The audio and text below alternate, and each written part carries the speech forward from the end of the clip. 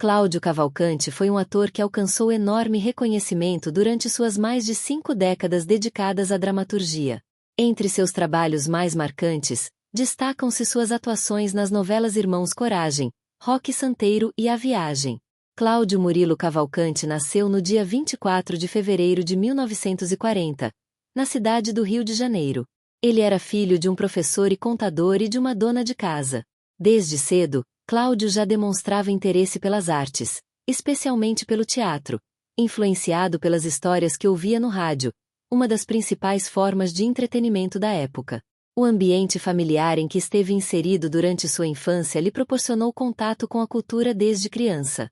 Seu pai, como professor, não apenas cobrava boas notas na escola, como também o incentivava a explorar sua imaginação. Porém, foi em 1953, aos 13 anos de idade, que ele realmente se apaixonou pela dramaturgia, após sua tia lhe presentear com um ingresso para assistir a uma peça de teatro. Foi a primeira vez que ele esteve em um teatro, e o impacto foi tão grande que decidiu seguir carreira nas artes cênicas. Após ver o espetáculo, buscou formas de ingressar no mundo das artes. Como muitas crianças daquele período, foi em sua escola que deu os primeiros passos no teatro, ao participar de atividades amadoras. Em 1956, aos 16 anos, Cláudio deu um passo decisivo em sua trajetória ao ser convidado por um amigo para fazer um teste no Teatro Brasileiro de Comédia.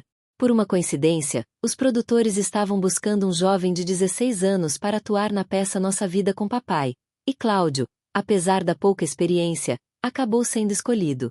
Durante os ensaios e apresentações, ele teve a oportunidade de conviver com grandes nomes do teatro brasileiro, como Fernanda Montenegro, Sérgio Brito e Natália Timberg, que também estavam iniciando suas carreiras.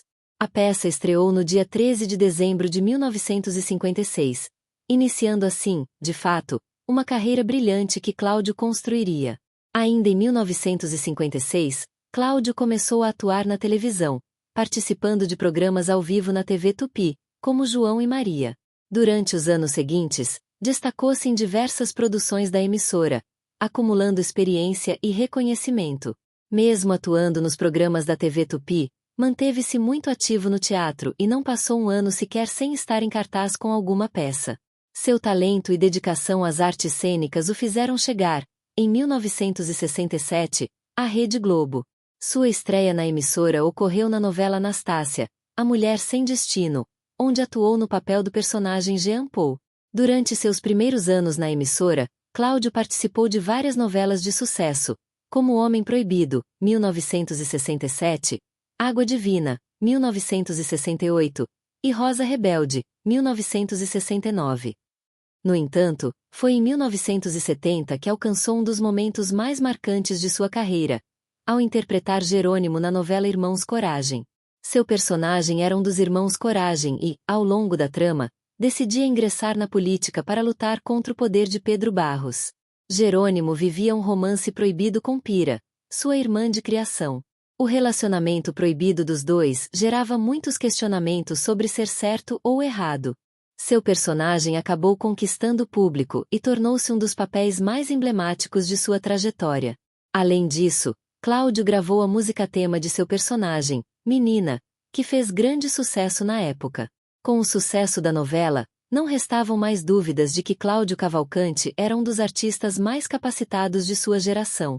Ele era muito respeitado por seus colegas de trabalho, sendo reconhecido por sua dedicação, profissionalismo e versatilidade como ator. Transitava com facilidade entre papéis de mocinhos e vilões, sempre entregando performances marcantes.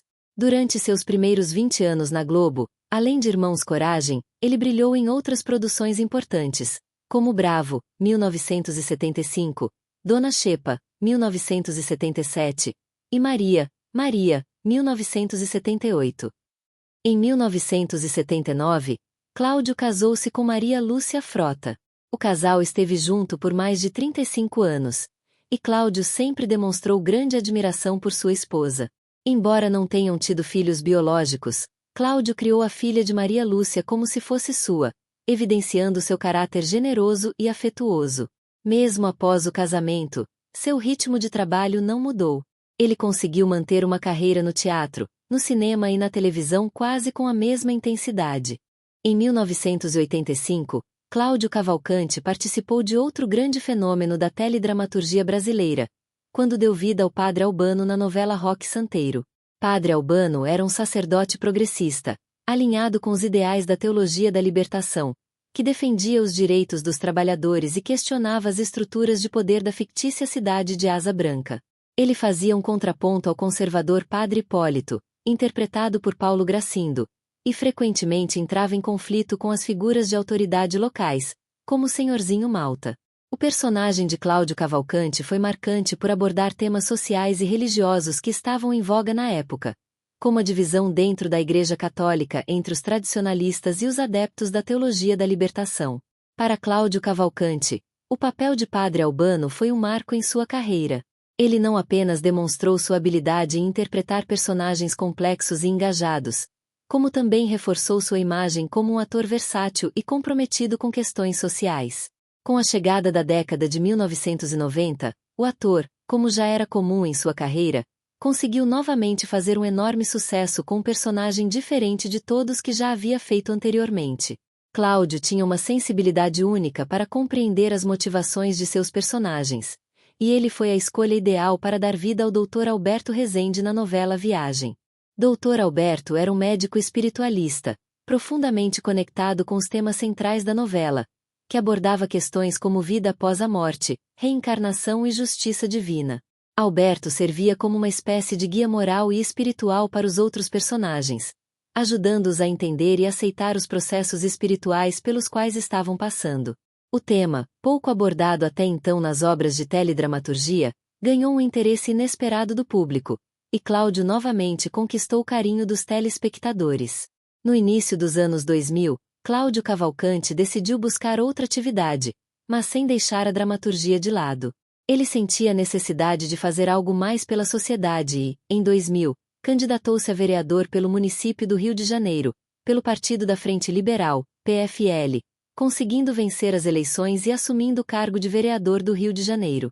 Durante seus 2 mandatos consecutivos, de 2001 a 2008, Cláudio destacou-se por sua atuação pioneira na defesa dos direitos dos animais. Ele foi responsável por criar e aprovar 29 leis, muitas das quais eram inovadoras para a época.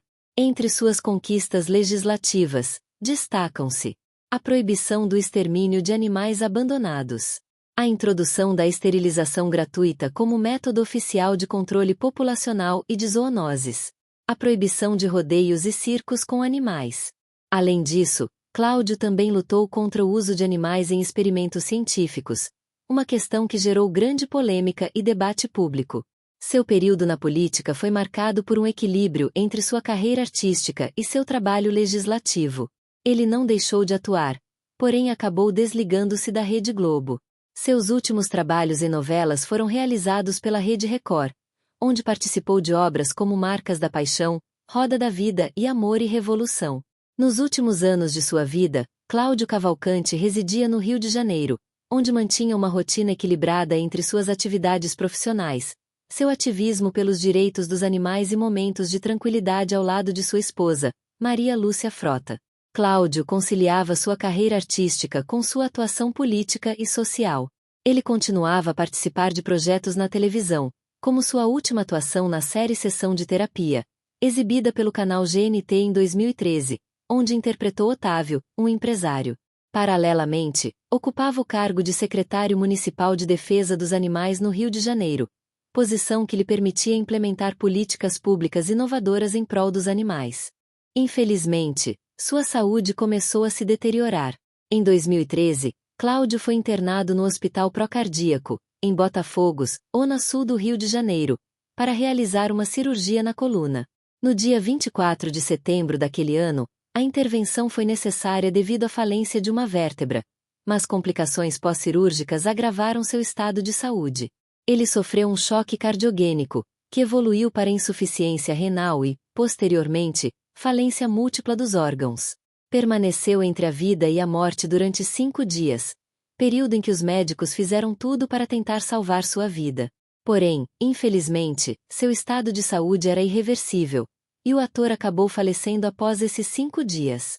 Cláudio Cavalcanti morreu no dia 29 de setembro de 2013, devido a complicações que resultaram em falência múltipla dos órgãos.